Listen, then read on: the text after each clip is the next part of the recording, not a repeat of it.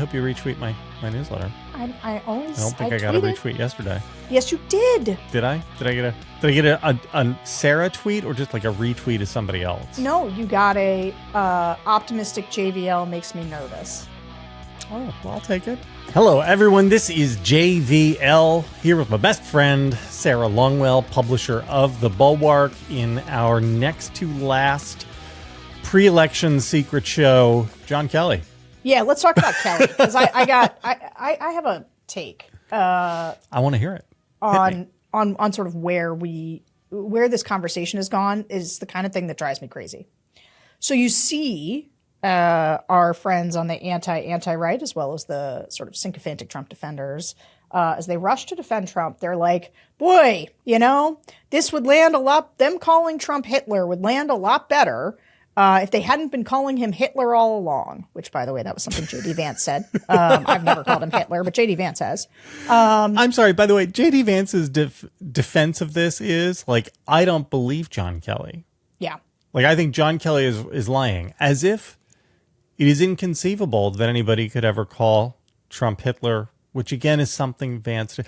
The shamelessness of it is really shocking. It is, but can I just say... Even now, like, I didn't think we could be shocked, but I'm shocked. But can I say, like, this is actually how these conversations get twisted just slightly so that they live on the terms of the anti-antis to make it look like the left is overblowing this. John Kelly is not calling Trump Hitler. Yeah. Nor am I. What we are saying is that Trump, a guy who just out of his own mouth, which we heard, talked about using the military against the enemy within, meaning us, people who oppose him politically. Elected Democrats. Yeah. So that's not, we're not making that up. That's on tape. Trump said it. Okay.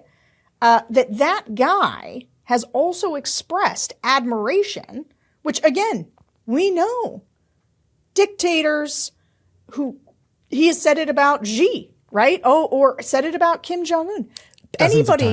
Anybody who is an authoritarian or a dictator who uses the threat of violence and who commits acts of violence against their people in order to keep them in line, Donald Trump has expressed admiration for them always. He always called them smart and brilliant and tough. That's right. And so the idea that Hitler, who had generals who also did exactly what he said, because he was a murderous dictator, although on a scale that obviously shocked the world's conscience enough to generate an entire world war, and has defined the post-World War II era and has been the thing in most sort of living memory that has kept us away from authoritarians and dictators. The idea that Donald Trump would just express admiration for them is not only believable, it is like completely consistent with everything else that he says. Yeah. And so it's not like, this is out of left field. Wait a minute, hold on. He said what? But they want to say that we're calling Trump Hitler. No, we're not. No, we're not.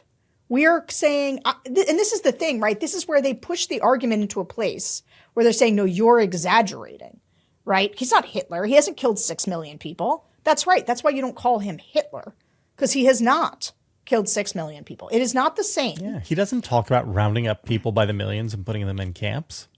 Oh. Okay.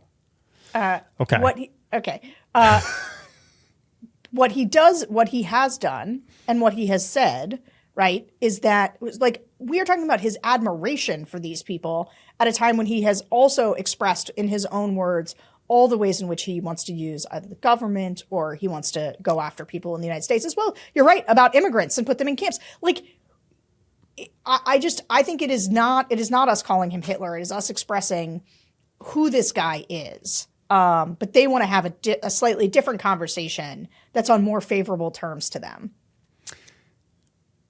And yet, if Trump came out tonight at his rally and said something like, the fake news media, they want to say that I'm Hitler. They want to, well, let me shock. You're not supposed to say this, but I love Hitler and I want to be just like him.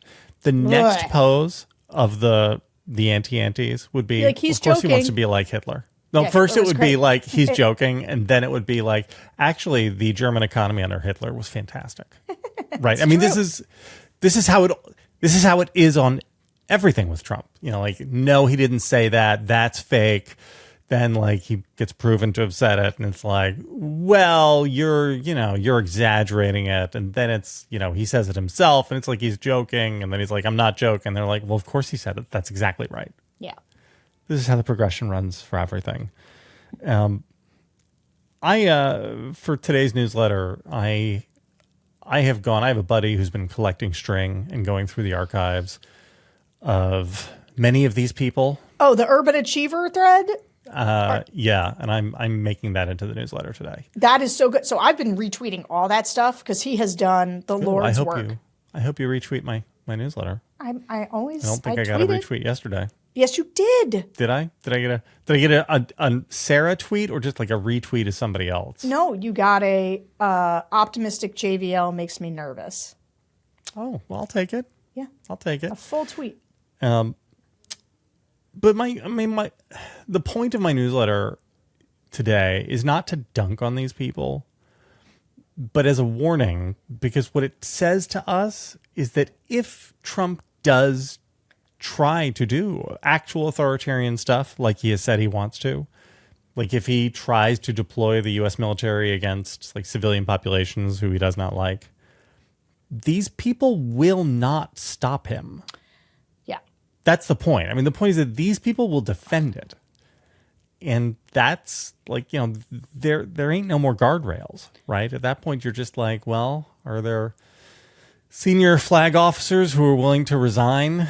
What happens if they resign? Do they get, like, you wind up in places that are very dark, very fast. And, can I tell you what I love about him gathering that string and going back and looking at it is not, you're right. It's not even about dunking on them, although that's a good byproduct, a happy byproduct. But it's actually how much they called him an authoritarian. Literally, like all that's the point. People, like all he's the like, people this who is tell fascism. us we're exaggerating, they all use the words fascist, authoritarian. Like they called it from the beginning. Sarah, why have you changed? Sarah, why have you been such a cheap date? Why did you change? I know. Right? It's like, it's I'm like sorry, Ben we Shapiro and Molly Hemingway, all Matt of them. Walsh, Matt Walsh, and Kellyanne, and it's all very bad. Another thing that happened at the Trump rally, I think it was last night, J.D. Vance was talking about how disturbed he was that some American politicians talk about Ukraine like they're the good guys and Russia like they're the bad guys. Oh my God. Which is like, aren't the Ukrainians the good guys? Aren't the Russians the bad? Like, this meshes nicely with the big Wall Street Journal piece, which came out yesterday, reporting that Elon Musk has been having private secret communications with Vladimir Putin since 2022. I guess this is fine. Elon Musk, one of the largest single contractors to the U.S. government. I assume he has all of the security clearances.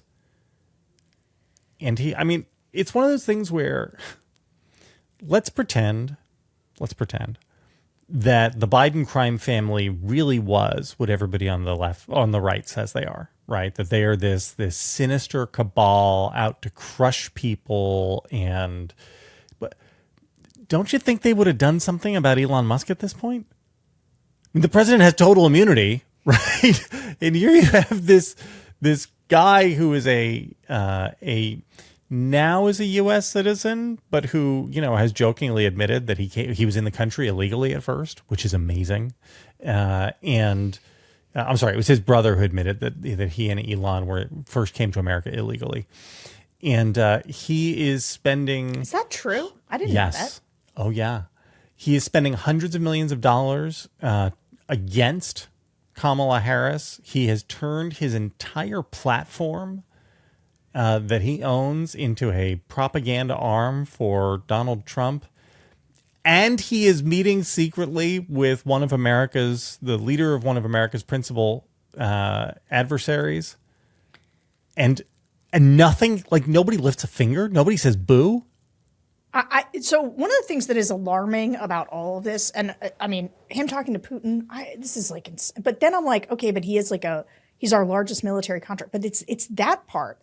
It's like, hey, America, like American government, like we should probably not be fully dependent on this guy. He doesn't seem that stable or trustworthy.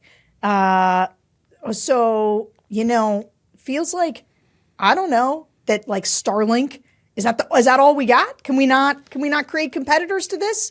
I mean, it seems like that ought to be a top priority for the U.S. government. But I tell you what, it won't be if Trump is elected, right? I mean, it might not be even if Harris is elected. I don't know. But yeah, it does seem like you're not going to want to hear this. Close your ears, Sarah, earmuffs.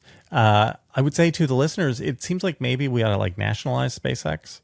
I don't know. Like, I don't know that you can have a domestic industry which is being operated by somebody who is back channeling with America's principal adversary. I think that's bad. But if we're not going to nationalize SpaceX, then, which by the way, it's just an idea. I'm not in favor of it, but I think we ought to take a look at it.